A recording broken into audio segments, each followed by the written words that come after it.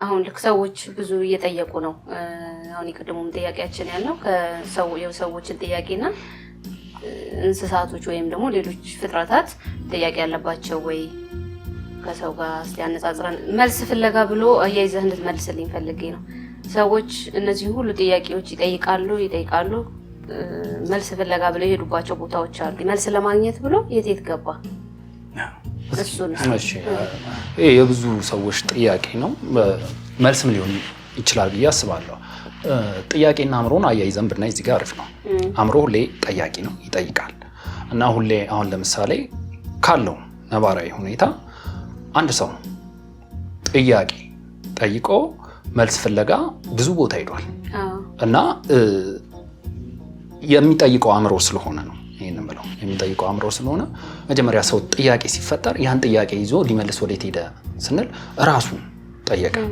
ራሱ መልስ ሲያጣ እሱ የሰራው ዓለም ውስጥ መጠየቅ ጀመረ። ለምሳሌ እሱ የሰራው ዓለም ከዚህ በፊት የሰው ዓለም የሚል ትምህርት አለ። እሱን ሞር ቢያዩት የተሻለ ይሆናል። ሰዎች እነዛ ለሰው መልስ ነን ብለው እነሱ እንደ መልስ ተቀምጠው ሰው ደግሞ ጠያቂ ሆኖ እዛ ውስጥ መልስ መፈለግ ጀመረ። ራሱ ያዋቀራቸው።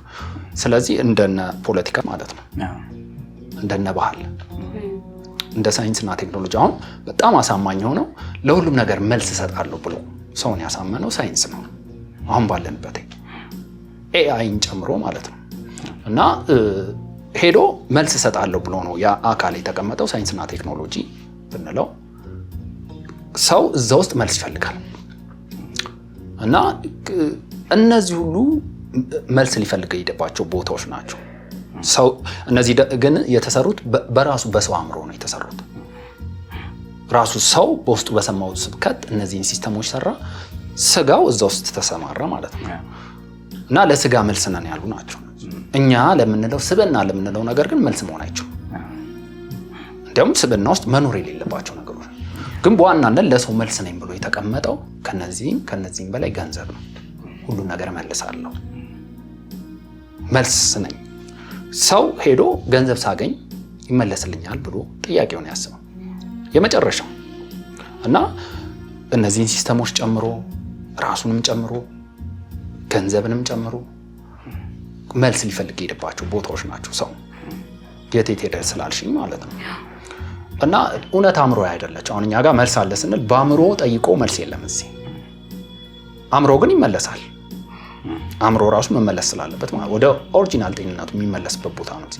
ከመጠየቅ አባዜ የሚወጣበት ቦታ ነው። ግን ሁሌ የሰው አእምሮ ጠያቂ ስለሆነ የሌሎችንም ስብዕናዎች ጥያቄ የሚጠይቀው እሱ ነው። የስጋንም ጥያቄ የሚጠይቀው በአእምሮ በኩል ነው ሰው። እና ራሱ መመለስ ስላልቻለ ሰው ወደ ሌላ ቦታ ሄዷል። ከዛ መጨረሻ ላይ ሲመጣ ግን የፈጠረውን ወደ መጠየቅ መጥቷል፣ መልስ ፍለጋ። ግን ሰው እዚህ የፈጠረው ዓለም ውስጥ ስለሆነ የፈጠረውን የሰራው ራሱ ፈጣሪ ያለውን የሰራው በራሱ አእምሮ ሰርቶታል። ሰው ፈጣሪ የሚባለው ነገር እሱን ነው የሚጠይቀው። እና ያ ደግሞ መልስ መስጠት አይችልም፣ ሰው የፈጠረው ስለሆነ ማለት ነው። አሁን ለምሳሌ እኛ አልፈጠርንም ይሄን እውነት፣ እሱ ነው የፈጠረን እንጂ። እና በአስገራሚ ሁኔታ እኛ አልያዝንም እውነትን፣ እሱ ነው የያዘን። አስደናቂው ነገር እሱ ነው። እሱ ስለያዘን ነው እንደዚህ አይነት ልባም የሚሆንበት ምክንያት፣ በይፋ እንደዚህ የምንናገርበት ሙላት የሚሰማን ምክንያት የያዘን አካል ስላለ ነው። ፈልጎ አግኝቶ እውነት የሚባለው አካል ስለያዘን ነው። እውነት ሰዎች ሊይዙት ይፈልጋሉ። ምክንያቱም ሰው እውነት ነው መልስ ስለሚል ነው ብዙ ጊዜ። እውነትን ግን በአእምሮ ነው የፈለገው ሰው። እና እውነትን ሰው በስብዕናው ነው የሚፈልገው። ምክንያቱም እውነት መኖሪያ ናት። ስለዚህ እነዚህ ሰው የሰራው ሲስተም ውስጥ እውነት ቢፈለግ አይገኝም። አገኘውም ካለ የሄደባቸው ቦታዎች አሁን እውነትን አገኛለሁ ብሎ ሄደ፣ እውነት አስገኝቶታል። ፖለቲካ ሊሆን ይችላል፣ ሳይንስና ቴክኖሎጂ። አሁን ስፔሻሊ ሳይንስ ነው በዚህ ታይም ላይ ብዙ መልስ እሰጣለሁ። ሳይንስና ገንዘብ ያው ሁሉንም ጠቅልሎታል። አስገኝቷቸዋል እነዚህ ሰዎች መልስ ብለው ሄዱትን ሄዱ። እዚህ ላይ የምትያለሽ? እሺ የሄደበት በሙሉ ለጥያቄ መልስ አልሰጠውም። ቅድም ብያለሁ እስከ አሁን የተጠየቁት ጥያቄዎች በሙሉ መልስ ቢገኝላቸው አሁን ላይ የምንኖረው ህይወት አንኖርም። ሰውም ጠያቂ ሆኖ አይቀጥልም ነበር። ያው እሱም እንዳለው ነው። ሰውም ያው ትንሽ ማስተዋል ካለው የሚገነዘበው ነገር ነው። የሄደበትን ቦታ ማለት ነው። ጥያቄ ይዞ የሄደበትን ቦታ ሰው ጠያቂ የሆነበትን ቦታ ትንሽ ማስተዋል ካለው ይረዳዋል። እና ጠይቋል፣ ማንነትን ጠይቋል። ማንነት ማለት እኔ ማንነኝ ከሚል ጥያቄ እሱ ቅድም እንዳለው ነው። ሰው ልጅ ጥያቄ ለጥያቄው መልስ ፍለጋ የሚሄደው እኔ ማንነኝ የሚለውን ጥያቄ ነው። እኔ ማንነኝ ግኝቴ ከየት ነው ማለት ሁሉም የየራሱ የሆነ መልስ አለው። ይሄ የጠቀስናቸው እንትኖች መንገዶች ሁሉም የየራሱን መልስ አስቀምጣለሁ ለሰው ልጅ።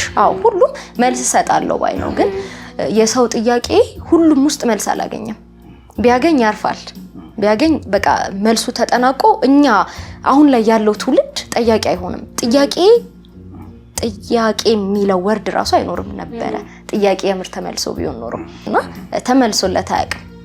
ብዙ ቦታ ሄዷል። በቃ በጣም ብዙ ቦታ ላይክ መንገዶችን ኢቭን ጠቅሰን ራሱ አንጨርሳቸውም። ሰው ጥያቄ መልስ ለማግኘት የሄደበትን መንገድ ማለት ነው፣ ርቀቱን። ግን ማንኛውም ሰው ጥያቄው ተመልሶለት ረክቻለሁ፣ ጥያቄ የለኝም የሚል ሰው አልተገኘም ከኛ ውጪ። እና ሰው ብዙ ቦታ ሄዷል፣ ግን መልስ አላገኘም። ደግሞ በሁለት አይነትም ብናየው ማለት ነው።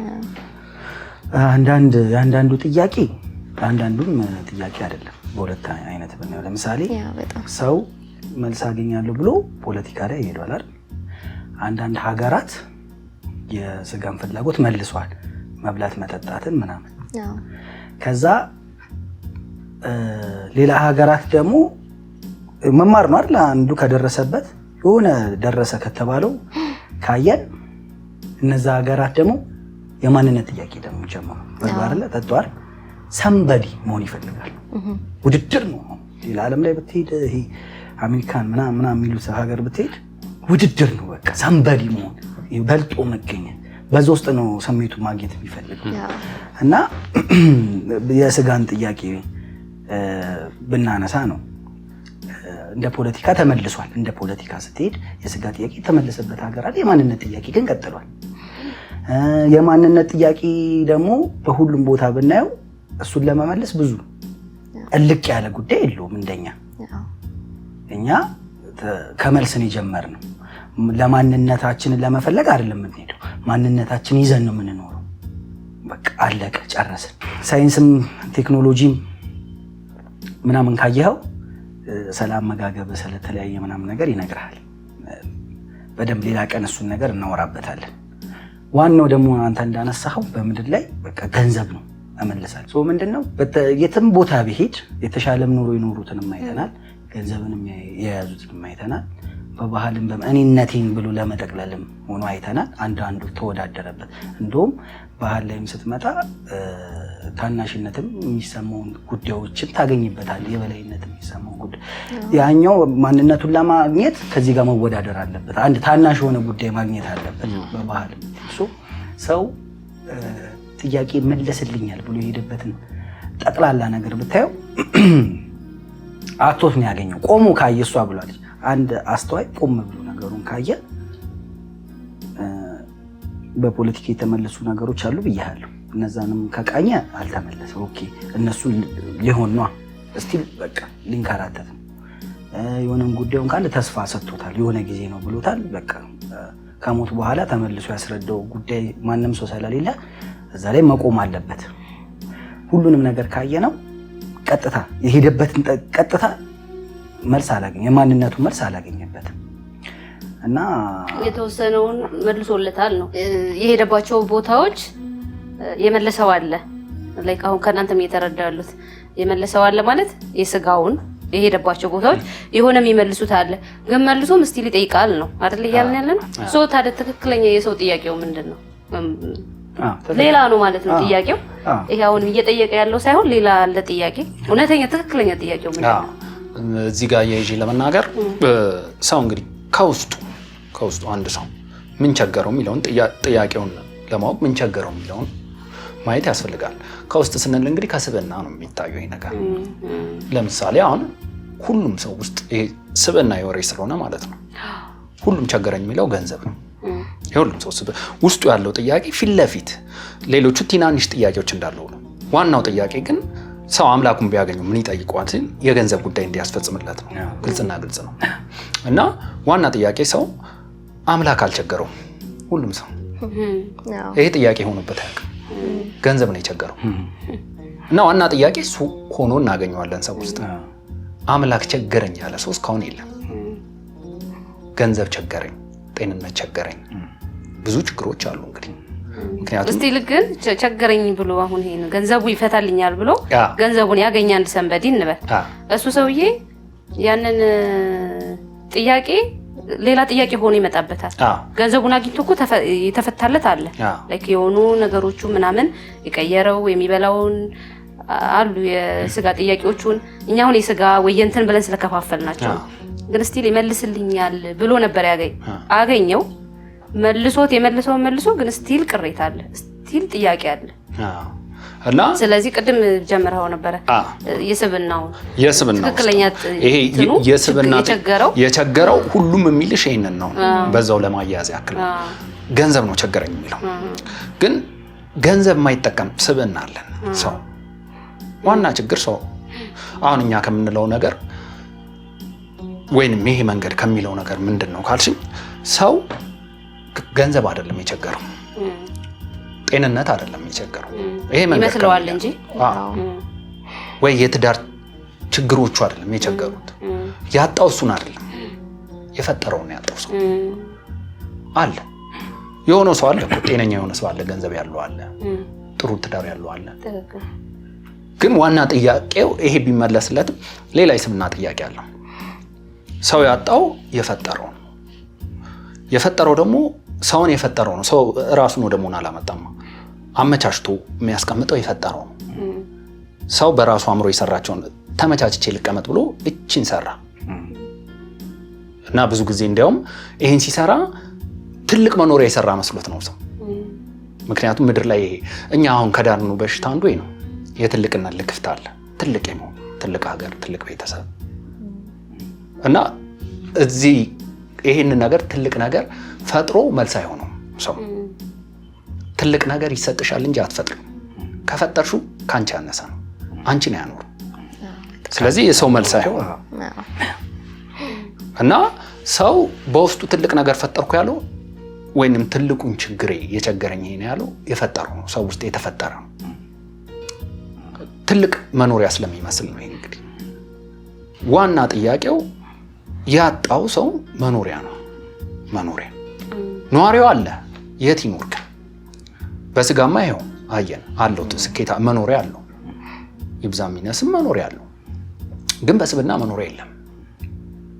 መኖሪያ ስንል እነ ደስታ ማንሳት እንችላለን፣ እነ ረፍት፣ እነ ምቾት ማንሳት እንችላለን። እና በዚህ ትልቅ የመስራት አባዜው ትልቅ ነገር ፈጠርኩ ብሎ በኋላ ላይ ያንስበታል። ራሱ ነው ያዋቀረው ወይ ከሌላ ሰው ኮርጆ የሌላን ሰው ደግሞ ማለት ነው። እና ትልቅ ነገር እኛ የተሰጠና እንጂ እኛ አልፈጠርንም ትልቅ ነገር። እና ትልቅ ነገር ነው ያጣው ሰው ልልሽ ልፈልግ። ጥያቄውም እሱ ነው። የውስጥ ሌላ ጥያቄ ዋና ጥያቄው ይሄን ትልቅ ነገር ነው ያጣው። እና እኛ ያገኘነው ትልቅ ነገር ነው የተሰጠን፣ እኛ አልፈጠርንም። ያ ትልቅ ነገር ነው ያሳነሰብን። እነዛኞቹ ሰው የፈጠረው ስለሆነ ይኸው መኖር አቃተው እኮ እያየን። ሰው እኮ ሰርቼ እኖራለሁ ያለ ነው። ለምሳሌ ለዚህ ትልቅ ነገር ሰው ትልቅ መኖሪያ ውስጥ መኖር አቅቶት አሁን እኛ ወደ መጣንበት እዚህ ውስጥ ትልቅ መኖሪያ ውስጥ ስለገባን ማለት ነው ሌላ ግራውንድ ስለሆነ አሁን ለምሳሌ ሰው ይለፋል ትልቅ ነገር ሊሰራ፣ ትልቅ ነገር ሊያከብር፣ ራሱ የሰራውን ነገር መልሶ ሊያከብረው ማለት ነው። ለምሳሌ ይሰግዳል። አክቹአሊ ሰው ለዚህ ይሰግዳል። ለምሳሌ አሁን ትልቅ ምንድን ነው ካልሽኝ ስራ ነው ምድር ላይ። እሱ ደግሞ ገንዘብ ነው። ትልቅ ነገር ነው። የሰው መኖሪያ ነው፣ ኑሮ ነው። የሰው ልጅ ኑሮ የሚል ትምህርት አለ። እንደው በሙሉ ስራ ሆኖ እናየዋለን። ሰው በልፋት መኖር ስለለመደ ነው እና እዛ ትልቅነት ውስጥ ስለገባ የትልቅነት ልክፍት ስላለ ምክንያቱም እኛ እዚህ ትልቅ መኖሪያ ውስጥ ስንገባ ልጅ ነው የሆነው። ትልቅ ሰው አላረገንም፣ ልጆች ነው የሆነው። እና ሰው ይህን ትልቅ ነገር እሰራለሁ ብሎ ይሰግዳል፣ ለስራ ማለት ነው። ለስራ ይሰግዳል። አክቹአሊ ያከበሩ ያደነቀው ጉዳይ እና እዛ ውስጥ ከስጋም ጋር ይያዛል። እንደዚህ ሰው ደፋ ቀና የሚለው ለስራ ነው።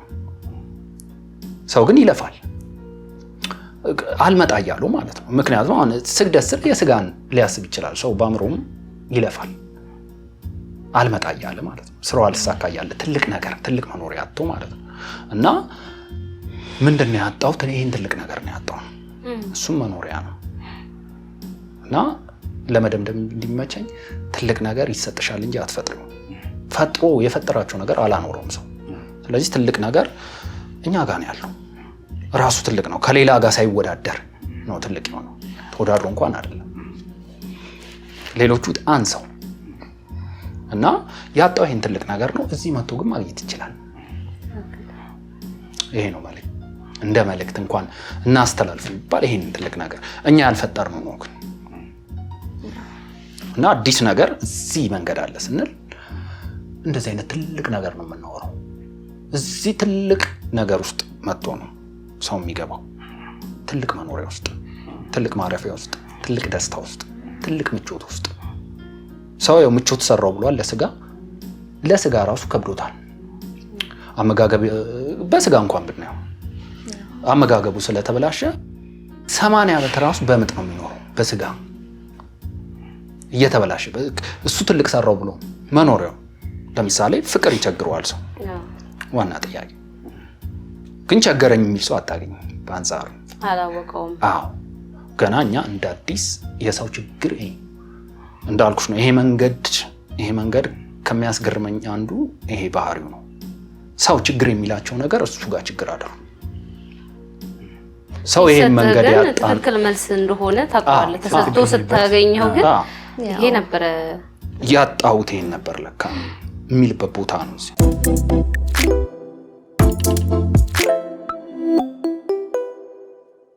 እሺ እንግዶች በጣም ጥሩ ጊዜ እያሳለፍን ነው። ግን ከጊዜ አንፃር ውይይታችንን ማጥበብ ስላለብን ወደ መጨረሻው የውይይት ሀሳቦች እናልፋለን እና ያው በውይይታችንም የሰው ጥያቄው ምን እንደሆነ አይተናል። መልስ ነው ብሎ ደግሞ የሄደበትንም ጉዳዮች አይተናል። አሁን የሚሆነው ጥያቄ የሰው ጥያቄውና የጥያቄው ጉዞ የመጨረሻው መልስ የሚሆን ምንድን ነው? መልሱም ደግሞ ያ መልስ ደግሞ ምንን ሲመልስ የመጨረሻ መልስ ነው ሊባል ይችላል። እሱንም አብራችሁ እንግዲህ እኔ በእድሜ ለጥያቄዎቼ ሁሉ መልስ ለማግኘት ብዙ ቦታ ሄጃለሁ። ብዙ መንገዶችን ተጉዣለሁ። ግን ምንም አይነት መልስ አላገኘሁኝም። ጥቅልል ያለ ድምድም ያለ መልስ ያገኘሁት እዚህ መንገድ ላይ ነው። ለሰው ልጆች ምቹ የሆነ ቦታ ያገኘነው ሁላችን ያየነው እዚህ ቦታ ላይ ነው። ያለ ምንም ጥያቄ የሰው ልጅ መኖር የቻለው እዚህ ቦታ ላይ ነው። ኢቭን አንድ አይነት ነን ሁላችን። በአመለካከት ንግግራችን ራሱ አንድ አይነት ነው። ለሆነ ነገር ያለን ሐሳብ ራሱ አንድ አይነት ነው። ይሄን ያህል ሰው አንድ አይነት መሆን ችሏል። ጥያቄ የሌለበት ማንነታችን አንድ አይነት ነው። ሰውነትን ተላብሰናልና በተለያዩ ዘመናት ለጥያቄ መልስ ናቸው የተባሉ መንገዶች ነበሩ። ግን መዳረሻቸው እስካሁን ጥያቄ ነው። መልስ እንዳልተገኘባቸው ያው እኛ አሁን በዚህ ሰዓት ላይ ያለን ሰዎች ምስክር ነን። እኛም አሁን እያልን ያለነው ለጥያቄ ሁሉ መልስ አለ። ጥንቅቅ ያለ እርፍ የሚያደርግ ለኛ ለምንፈልገው ጥያቄ ሳይሆን መልስ ያለው ትክክለኛ ለሰው ልጆች በሙሉ በውድቀት ለመጣበት የማንነት ቀውስ የሚሆን ትክክለኛ መልስ ነው ያለው። ያው ጅማሪ ላይ ሁላችን እንዳነሳ ነው እኛ ይዘን የመጣነው ጥያቄ አለ እዚህ መንገድ ላይና ያ ሁሉ ጥያቄ አልተመለሰልኝም። ፈልገው ጥያቄ አልተመለሰልኝም። እንኳንም አልተመለሰልኝ እንዲመለስልኝም አልፈልግም። ኢቭን ቅድም ጠቅሻለሁ አሳፋሪ ነው ጥያቄው በራሱ የሰውነት ጉድለትህን በግልጽ ነው የሚያሳየው እና በጣም ምላሹም ድንቅ ነው፣ መልሱም በጣም ድንቅ ነው። እና ያየሁት እዚህ መንገድ ላይ ድንቅ የሆነ መልስ ነው። በቃ መደምደሚያ ያለው መልስ ነው እና መልሱን ሳገኘው ለሌላ ጥያቄ አላንደረደረኝም። ልክ ነው እና ደግሞ ሁላችን በጠቅላላ ልክ ነው የምንለውን መልስ ነው ያገኘነው። ሌላ ቦታ ስንሄድ ምናልባት የተመለሰው መልስ ለአንዱ ይጎረብጠዋል፣ ለአንዱ ነው ልክ የሆነው እና እዚህ ጋር ግን እንግዲህ ሁላችንም በተለያየ ኤጅ ላይ ያለን ከትልቅ እስከ ትንሽ ልጅ ያለን ሰዎች ነን። እዚህ መንገድ ላይ በጾታም ሴትና ወንድ ነን። ከብዙ አይነት አመለካከት የመጣን ከብዙ ቦታ የመጣን ሰዎች ነን። ግን መልሱ አንድ ነው።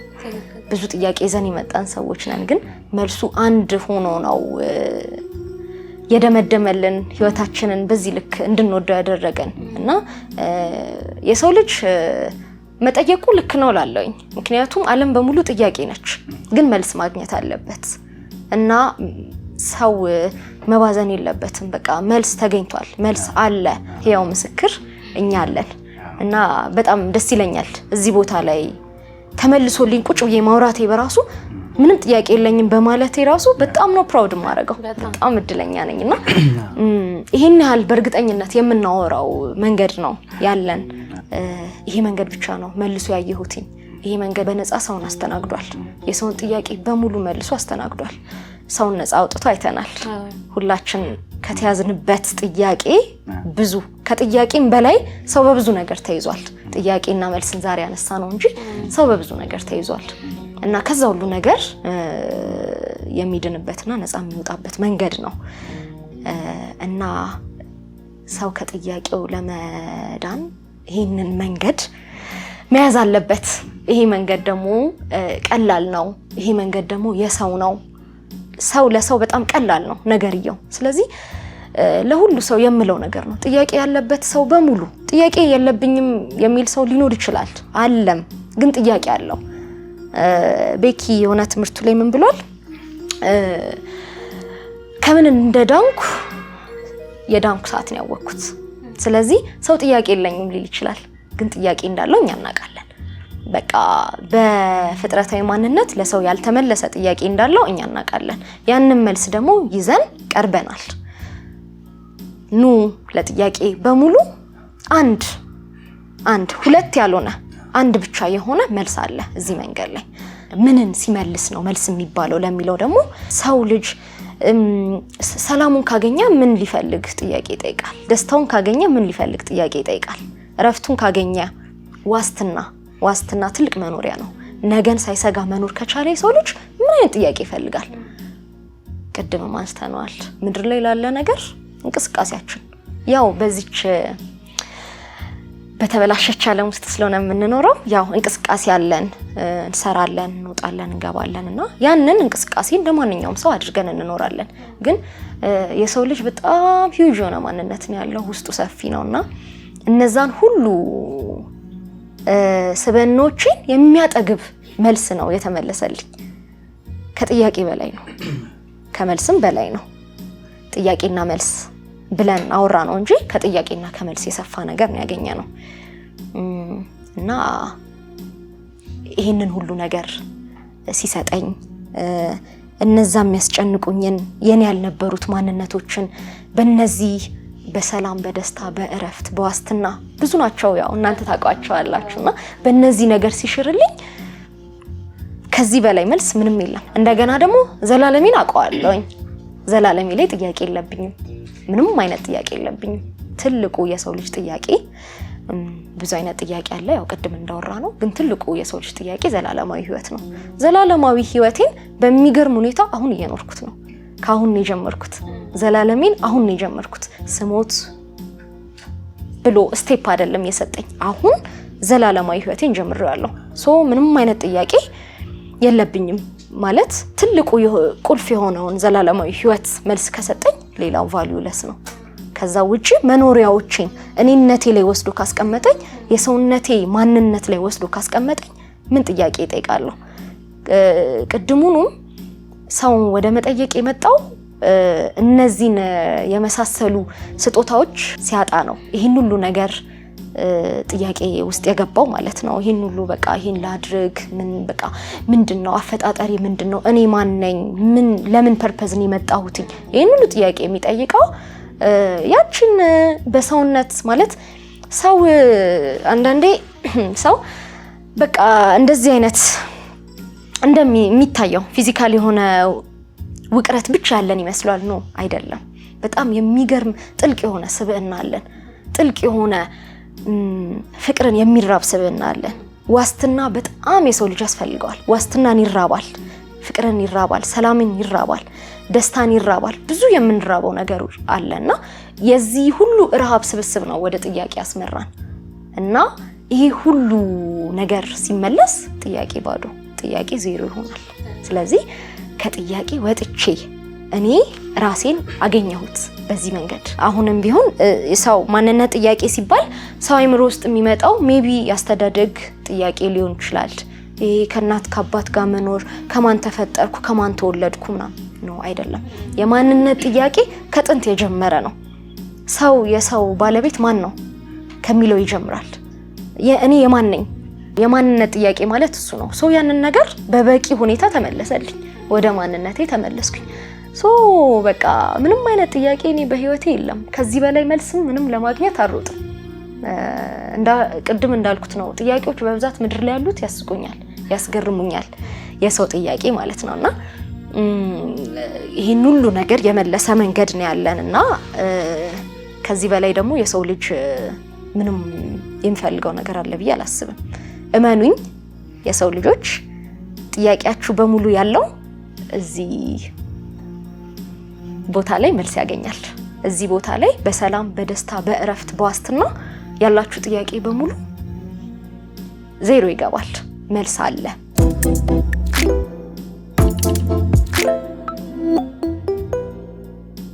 እሺ ዴቫ፣ በዚህ ሀሳብ ላይ አንተ ምን ትላለህ? እሺ ያው ከጥያቄው ምን መመለስ አለበት ነው የመጨረሻው መልስ ለመሆን ምን መመለስ አለበት ነው። ይህንን መጀመሪያ ከመመለስ በፊት እዚህ መንገድ ላይ የሰው የዕለት ተዕለት ችግር አይደለም የሚፈታው፣ የሰው ዘላለማዊ ችግር ነው የሚፈታው። ስለዚህ የሰው ዘላለማዊ ችግር ሲፈታ ኤዱ እንዳለችው ይህን ሲመልስ ነው መልስ መሆን የሚችለው። ሰው ከተፈጠረበት ጊዜ ጀምሮ ወይ ይሄ ህይወት የሚሰጥ አካል የሰውን ዘላለም ማኖር የሚችል የሰውን ዘላለማዊ ችግር ሲመልስ ነው። ወይንም ችግር የሚለው ቋንቋ ትንሽ የዘላለም ህይወት ሲመልስ ነው ሲሰጥ እና አንድ ሰው እኛ ጋር መጥቶ የዕለት ተዕለት ችግሩ አይፈታለትም ወይንም አይመለስለትም። ይሄ ማለት የዕለት ተዕለት ችግር የምንለው ስጋዊ ችግሮቹ ማለት ነው። የሚያሟላ ገንዘብ ያጣል ዕለታዊ ችግር ነው፣ ዘላለማዊ ችግር አይደለም። ምክንያቱም እዚሁ የሚያልቅ ነገር ነው፣ ምድር ላይ የሚያልቅ ነገር ነው። እዚህ ጋር አንድ ነገር የምለው ገንዘብ ማጣት ዘላለማዊ ችግር ይመስሏል። ሰው ገንዘብ ስላጣ በጣም ይረቅበታል፣ በጣም ይሰፋበታል፣ በጣም ጥልቅ ይሆንበታል እና እሱ ችግሬ ሲመለስ ሁሉ ነገር ይመለሳል ብሎ ያስባል።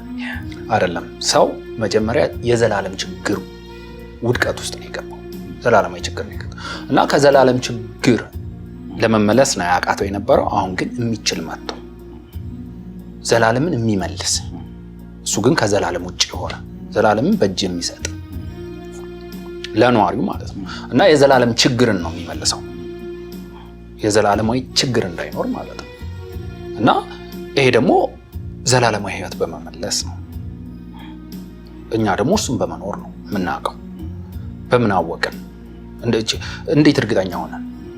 ምክንያዝም ይሄ የሚችል ኃይል ነው፣ እሱ ነው የሰጠን፣ እኛ አይደለም። ቅድም ብየዋለሁ፣ እውነት እኛን ያዘን እንጂ እኛ አልያዝነው። እርግጠኝነታችን እሱ ነው እና እውነት ሁልጊዜ ሰውን ይይዟል። ለምሳሌ ውሸትም ውሸት የሆነው እውነት ላይ ሆኖ ነው። ይሄ ሁሉ እንቅስቃሴ የሚደረገው እውነት ባቆመው ነገር ላይ ነው። እዚህ ምድር ላይ ውሸት ሰው የሚያደርገው ድርጊቱ ውሸት ሊሆን ይችላል፣ የሚደረገው እንቅስቃሴው ግን ምን ላይ ቆመ ነው? አንድ ሰው ምን ላይ ቆሞ ነው?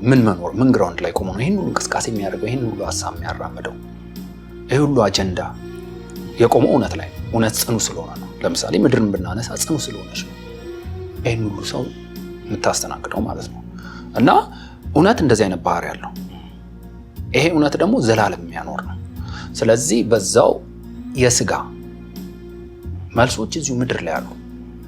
ምናልባት አንዳንድ ሰዎች አይ የስጋ መልስ ምድር ላይ የለም፣ አይ ያ ሰው ስላቃተው እንጂ መልሶ አለ፣ ሩቅ ሆነበት።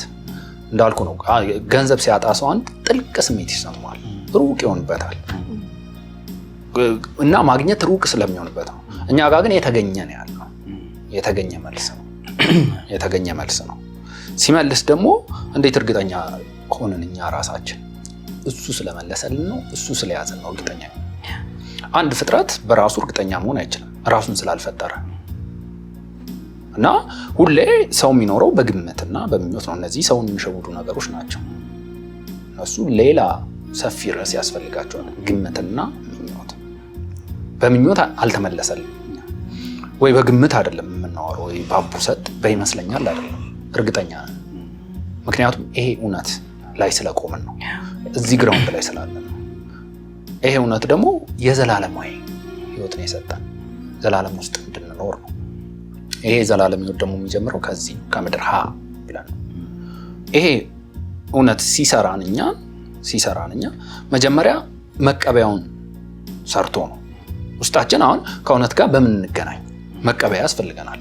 አሁን ሰዎችን ኑ የምንልበት ወደዚህ ምክንያቱ መቀበያው መሰራ። አሁን አንድ ሰው ሰላም እንዲያገኝ ሰውየው ውስጡ ሰላም መቀበያ ያስፈልገዋል። መቀበያው ከሌለው ያ ሰላም የሚሰጠው አካል እንዴት ይሰጠዋል? ደስታ የሚሰጠው አካል እንዴት ይሰጠዋል? ያ በትክክል ሰው ውስጥ መሰራት አለበት መቀበያው። ይሄ ነው አንዱ የሰው የዘላለም ችግር። አሁን ሰው እኛ ጋር ሲመጣ ለአንዴና ለዘላለም ያርፋል፣ እረፍት ውስጥ ይገባል፣ ያርፋል። ይሄንኛውስ እንቅስቃሴ ውስጥ የስጋውን በተመለከተ እሱ ሁሌም የታወቀ ነው። ስቃይ ውስጥ ነው የሰው ስጋ የሚኖረው። እቺ ዓለሟ ራሱ የተሰራችው በስቃይ ነው። አንድ ሰው ከዚህ ከሳበ ወይንም ቅድም ብየዋለሁ፣ እኛ የምንለው ነገር ካላየ ይሄን ማየት ነው ያለው። አንድ ሰው እኛ ይሄን መንገድ እያሳየ ነው፣ ይሄን ከፍ ያለ ህይወት እያሳየ ነው ካላየ ማለት ነው ወደዚህ ያያል። ወደዚህ ካየ ደግሞ ምን ያህል ስራውን ያለ ስራ ደግሞ አይሞላም። ስራይ ሲሞላ መልሱ ይመለስልኛል። አሁን እኛ ወደምንለው ሐሳብ ካልተሳበ ካላየ ወደ ኑሮ ነው የሚያየው። እነዚህ ደግሞ የምድራዊ ጥያቄዎች ነው። ኑሮም አይሞላም። ወደ ትዳሩ ያለ አንድ ሰው ይሄንን ካላየ ማለት ነው ወደ ትዳሩ ሲያይ እሱ ጉድለት አለ። ወደ ልጆቹ ያለ አንድ ሰው ይሄን ካላየ ወደ ልጆቹ ካየ ደግሞ ስጋት ይጫርበታል። ልጆች እንዴት ነው እና ይሄ ሁሉ እዛ ካላየ ነው።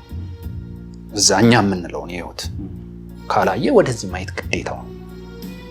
ሌላም ነገርም የለውም። ወደዚህ ነው አንድ አይነ ያለው። እሱን እኛ ፈቃድ ብለን ዲፋይን እናደርገዋለን። ያቺ ፈቃዱ ናት አስፈላጊ አሁን ይህንን ነገር ለማየት የሚያይበት፣ የሚሰማበት፣ የሚዳስስበት። አሁን እኛ እውነት በጣም ሕያው ከመሆኑ የተነሳ ቅርብ ነው በጣም። ሰው ሁሌ እንላለን ካለበት ግራውንድ ሆኖ አንድ አይን ስላለው ወደዚህ ካየ ይህንን ነው የሚያየው። እውነት በጣም ቅርብ ነው ለሰው። ካላየ ደግሞ እዚህ ወደ ምድር ነው የሚያየው።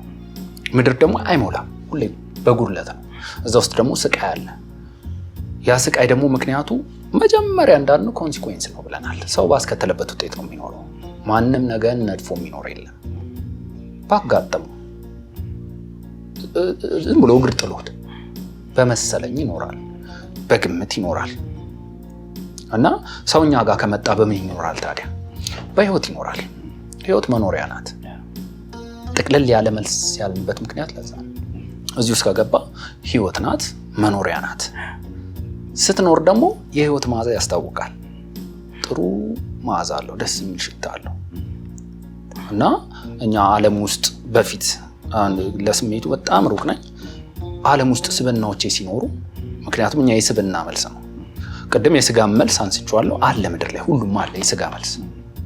የስጋ መልስ የስብና መልስ አይሆንም። የስብና ስንል እንግዲህ ሰው ስሜት አለው፣ አእምሮ አለው፣ እንደዚህ ተዋቅሮ ነው የተሰራው ብለናል። እና የስጋው መልስ አለ። የለም ሊለኝ አይችልም አንድ ሰው ስላልደረሰበት ነው ነገሩ። ሲደርስበት ለስጋው በቂ መልስ አለ ለሰው።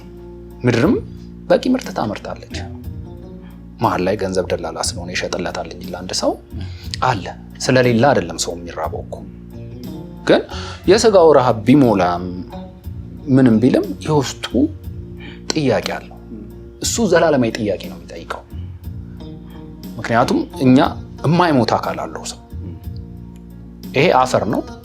ይሄ የለበስነው ስጋ ወደ አፈርነቱ ይመለሳል እድሜውን ጠብቆ ማለት ነው። እና እኛ ጋር ሲመጣ የዘላለም መልስ ነው የሚያገኘው። ይህን የዘላለም መልስ የመለሰለት ነው እሱ። አሁን ፈጣሪ ማለት እሱ ነው፣ ችሎ ዘላለምን የሚያኖር ነው። እና ምን ሲመለስለት ነው ዋናው ሀሳባችን። ምን ሲመልስ ነው ይሄ መልስ መሆን የሚችለው? የዘላለም ከዘላለም ችግር ሲያወጣው ነው ሰው። ምክንያቱም የዘላለም ችግር ውስጥ ነው። ለምሳሌ አንድ ሰው ያሳስበዋል የስጋው ነገር። ለዚች 80 ዓመት 100 ዓመት ለሚኖረው ምን ልልበስ ካሳስበው፣ ምን ልጠጣ ምን ልብላ ካሳስበው ዘላለም ምን ይብላ፣ ዘላለም ምን ይጠጣ። እና ቅድም እንዳልከው ነው በውድድር ዓለም ስለምንኖር ተወዳድሮ ያለው እኮ ሰው ለዛ ነው ወይኔ እኔስ በቃ አለ ሰው። ምክንያቱም እቺ በስጋው እንኳን የተገነዘባት፣ ምክንያቱም ራሱ ላይ ሰውየው ላይ ነጋበት 24 hour a day በቃ ያችን በቀን 24 ሰዓት ናት ብሎ እንትን ያለው እየነጋበት 7 days a week እየሆነ መጣ። ራሱ ላይ እየነጋበት ሄደ።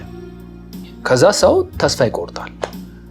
ለምን ያ ሰውዬ ተስፋ ቆረጠ ብለህ ስትጠይቅ ሌላ ሰው አይቶ ለምን አንተ እንደዚህ ስሜት ተሰማ ብትለው ያ ሰውዬ ምንድነው ብትለው እሱም የነጋበት ነው እንደዚህ ወቅቶች እያለፉበት፣ ሰው ግን እዛው ቁጭ ብሎ ማለት ነው። እና ይሄ ነገር ያሳስበዋል ሰው። ይሄ ካሳስበው እንዴት የዘላለም ያሳስበው? ዘላለም ምን ይልበስ እንደ ልብስ እንኳን ምን ይብላ ምን ይጠጣ? እና ይሄ እኛ የምንለው የህይወት መንገድ የዘላለም የዕለት ተዕለት ችግር አንፈታም። እኛ መንገዱ አይፈታለም። እሱ እንደ ምድሪቱ ተጨባጭ ሁኔታ ነው አሁን እኛ የምንሄደው። ወይ ወቅታዊ ችግር አልመለስም እኛ። ሰው የወጣው ከዘላለም ነው። ስለዚህ ወደ ዘላለሙ ነው የሚመለሰው። ይሄ መልስ ነው የተመለሰልን። የሰው ስብዕናዎች የወጡት ከዚህ ነው። ወጥተው የት ገቡ ስንል ዓለም ውስጥ ነው። ዓለም ደግሞ የምናያት ናት። እንኳን ለስብዕና ምግብ ልትሰጥ ለስጋ እንኳን ከብዷታል። አክቹአሊ አሁን አንድ ሰው እዚህ ጋር ዓለም ውስጥ አይሞላም ምናምን የሚባል አለ። ይሄ ከአስተዳደር ችግር የተነሳ ማለት ነው። እንደዚህ ያለ ጉድለት አለ። እና ይሄ ጉድለት ከየት መጣ? ወይስ ሰው ሲተዳደር መጀመሪያ እንደዚህ ነበር ወይ ስንል እቺ ዓለም ስላቃታት ነው። አክቹአሊ ሰው ዓለምንም የተለያዩ ዴፊኒሽኖች ይሰጣታል። አቅም ስላነሳል ሰውን ማኖር አቅም ይጠይቃል። ሰውን ዘላለም ማኖር ለሰጩ እኛ ያስገርመናል፣ ሰጩ ያስገርመኛል። ዘላለም በጣም አቅም አለው ማለት ነው። ዓለም እቺ 80 ዓመት እንኳን ከብዷታል ሰውን አስተዳደር በሙላት ማኖር ማለት ነው። እና እኛ ጋር ሲመጣ የሚመለስለት ከስጋይ የስብዕና መልስ ነው። ለምሳሌ እኛ ስብዕናችን ዓለም ውስጥ ነበር የሚኖረው። በስብዕና ወጥተን ነው ሁሌ የምናወራው እኛ ሌላ ግራውንድ ላይ ቆመን ነው። ዓለም ውስጥ ያለ ሰው ምን ይሰማዋል? ይሄ አሁን ያልኩ ስሜት ነው የሚሰማው። ተስፋ መቁረጥ አለ፣ ባዶነት አለ፣ ደስታም የሚለው አለ። ደስታ አገኘ ምክንያቱም ገንዘብ ደስታን እፈጥራለሁ ባይ ስለሆነ። ግን አሁን እያቃተው ነው እንደምናየው፣ ያቅታል። እና ክፉ ስለሆነ ነው ወይ ሲስተሙ እንደዚህ ሰውን የሚያሰቃው? አይ ስለሌለው፣ ሰውን ዋሽቶ ስለሚኖር፣ ሰው ተዋሽቶ ስለሆነ ተሰርቆ ስለሆነ የሚኖረው በራሱ አምሮ ስለሌለው ነው። ደግም ስለሆነ አይደለም የሚያስተዳድረው እና ስለሌለው እና ይሄ ዘላለማዊ አስተዳደር ውስጥ መግባት አለበት። አሁን የኛ ህይወት በዘላለም ውስጥ እውቅና ማግኘት አለብን። ይሄ ጥልቅና ሰፊ ነው፣ ረጅም ነው። ለአንድ ነዋሪ ሰፊ መኖሪያ ነው። በጣም የሚያረካ ነው፣ የሚያስደንቅ ነው። እኔ ሁሌ የምገረምበት ነው። ይሄ ዘላለም ውስጥ መገኘቴ ያስገርመኝ። ካለም ወጥቼ በስጋ ካለም ወጣን አላልንም፣ እዚሁ ሲስተም ውስጥ ነው የምኖረው እና ስጋ ውስጥ እንደዚህ እየኖርን በስጋ ውስጥ ያሉ ግን ስብዕናዎች አሉ። ስብዕናዎቻችን በጣም ባስገራሚ ሁኔታ እንደ አዲስ ተሰርተው አንዳንዶቹ ከሞት ተጠርተው። አሁን ለምሳሌ እኛ በዛው ለተመልካቾች እንዲሆን ሰው እንጠራለን፣ ከሰው ጋር ግን አብሮ ተያይዞ ችግሩ አለ። ችግር አልጠራንም እኛ፣ የሰው ጥያቄውንም አልጠራንም፣ ሰውየውን ነው የጠራነው። እዚህ ሰው ነው እንጂ የሚጠራው የሰው ችግር አይጠራም። ምክንያቱም መልሱ የሚጠራል ሰው ነው፣ ለሰው ነው መልስ የሆነው እንጂ ለችግሮቹ አይደለም። እና ቤኪ እንዲያውም አንድ ሚላት አባባል አለ። ለሰው ሰው እንግዲህ ይታመማል በስጋ ለበሽታው መድኃኒት ተገኘለት እንጂ ለሰው መድኃኒት ተገኝቶ አያውቅም። በሽታው ነው መድኃኒት የተገኘለት። እና እኛ ጋር ሲመጣ ምንድነው ሰውየው ነው የሚድነው። የመዳን መንገድ ስለሆነ ማለት ነው። እና እንዴት ነው የዳናችሁ ሲባል ከዚህ ከዘላለም ችግር ነው የወጣ ነው። ካለብን የዘላለም ህይወት ችግር የመኖር አቅም ማጣት። ምክንያቱም ዓለም ላይ ስንኖር አቅም እያጣ ነው በቀን ወደ ቀን። እኛ ደግሞ የመኖር አቅም አለን። ምክንያቱም አሁን ብዙ ጊዜ ይቅርታ እዚህ ላይ ሳለመጣለኝ ነውና ብዙ ጊዜ እኛ ተሳክቶልናል ስንል እንዲህ ማለት መሳካትን ሩቅ ይሆንባቸዋል። እና እንደው በሰውነታቸው እንኳን ሰው አንድ እጅ ይዞ ቢወለድ አንድ እግር ይዞ ቢወለድ አንድ እጅ አንድ እግርና አንድ አይን ይዞ ቢወለድ የሆነ የሁለት እግር ፍላጎት እንዳለው ያውቃል። የስጋው ትክክለኛ አፈጣጠር እሱ ሰለው የሁለት እጅ ጉዳይ እንዳለው ያውቃል። በሁለት እጅ ነገሮችን ማድረግ እንዳለበት የሁለት አይን ጉዳይ እንዳለው ያውቃል በአፈጣጠሩ ስለሆነና በሰብና ልክ እንደዚህ ጥያቄ የጠየቀበት ምክንያት ይሄ የሆነ ነገር እንደሚፈልግ ያውቃል።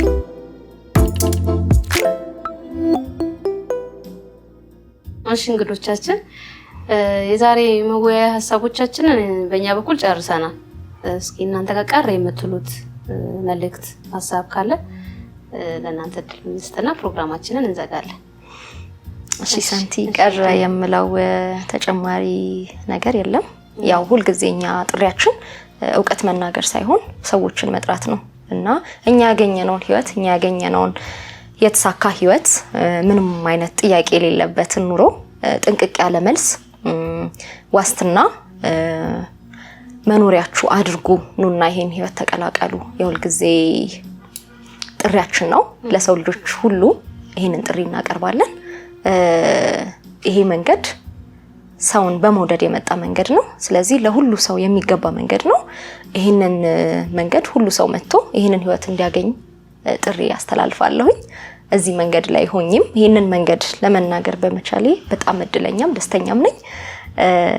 እናንተንም በጣም አመሰግናለሁ። በጣም አመሰግናለሁ። ሰዎችን በዚህ መንገድ እጠራለሁኝ፣ ጋብዛለሁኝ። ይሄን የመጨረሻ መልእክት። እሺ እኛም በጣም እናመሰግናለን መታችሁ ሀሳቦቻችሁን ስለገለጻችሁ ቴንኪዩ። እሺ ዴቫዬ ምትለዋለህ? በመጨረሻ ምለው ሰዎች እና ጥያቄ በሚገባ ማብራሪያ ሰጥተናል። አይ ቲንክ በቂ ነው ብዬ አስባለሁ ለዚህ ፖድካስት። ዲቴል ነገሩን በጥልቀት ማወቅ እፈልጋለሁ።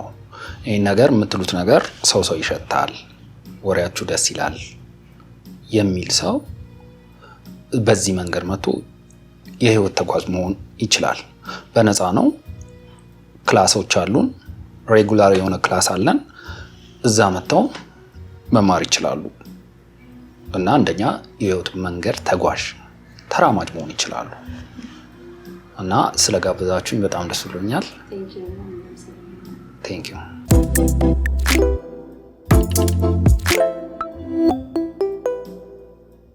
እሺ ተመልካቾቻችን፣ የዛሬ ውይይታችን ይህንን ይመስላል። እናንተም እንዳያችሁት የሰው ጥያቄውና መልሱም ምን እንደሚመስል በደንብ አይተናል። እኔም ለእናንተ ይህንን ነው የምላችሁ። ፍጥረት ባለቀ መልስ ላይ ነው የሚኖረው። በዚህ በምድር ለምሳሌ በምድርም ብናይ በአፈጣጠርም ከተወለደበት ሰዓት ከእናቱ ማህፀን ከወጣበት ሰዓት ጀምሮ ጨለማና ብርሃን ተዘጋጅቶ ጠብቆት ነው። ወቅቶች ተፈራርቀው ነው እና ባለቀ ህይወት ላይ ነው ለስጋው እንኳንና ለሙላቱም ባለቀ ህይወት ላይ ስለሆነ የሚኖረው። እየጠየቃችሁ አትባክኑ። መጠየቁም የቱ ጋር እንደሚያደርስ በውይይታችንም ሰላየን። ኑ የመጨረሻ ባለቀ መልስ ላይ ባለቀ እውነት ላይ ትኖራላችሁ። ራሳችሁን ትወዱበታላችሁ፣ እውነታችሁንም ታደንቁበታላችሁ፣ መኖርን ዕለት ተዕለት ትወዱበታላችሁ እና እሱን እጋብዛለሁ መታችሁ እንድትማሩ። ተመልካቾቻችን የዛሬው የፖድካስት ዝግጅታችን የተከታተላችሁትን ይመስላል። ሁሌም እንደምንላችሁ በአካል የሚሰጡን ተከታታይ ክላሶቻችን ላይ እንድትገኙ እየጋበዝናችሁ የዛሬውን ፕሮግራማችንን በዚሁ እንጨርሳለን። እስከዛው ደህና ሁኑ።